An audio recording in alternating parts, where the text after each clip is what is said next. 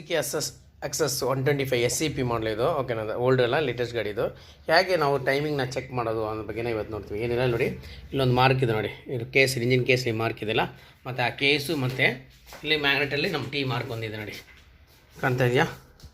ಈ ಮಾರ್ಕ್ ಇದೆ ನೋಡಿ, ಟಿ ಮಾರ್ಕ್. ಇದೆರಡು ಇದಕ್ಕೆ ಮ್ಯಾಚ್ ಮಾಡಬೇಕು. ಮ್ಯಾಚ್ ಮಾಡಿದ ನೆಕ್ಸ್ಟ್ ಏನು ಮಾಡಬೇಕು ಅಂದರೆ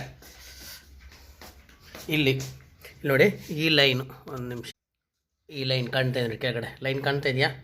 ಝೂಮ್ ಮಾಡಿ ತೋರಿಸ್ಲಾ? ಒಂದೇ ನಿಮಿಷ, ಕಾಣ್ತಾ ಇದೆ ಅನ್ಸುತ್ತಲ್ಲ. ಲೈನ್ ಇದೆ, ಆ ಲೈನು ಕರೆಕ್ಟಾಗಿ ಇದಕ್ಕೆ ಮ್ಯಾಚ್ ಆಗಬೇಕು. ಇದೆರಡು ಸ್ಟ್ರೈಟಾಗಿರಬೇಕು. ಓಕೆನಾ? ನೆಕ್ಸ್ಟ್ ಈ ಪ್ಲೇಟ್ ಬಂದುಬಿಟ್ಟು ನೋಡಿ ಈ ಥರ ಇರಬೇಕು.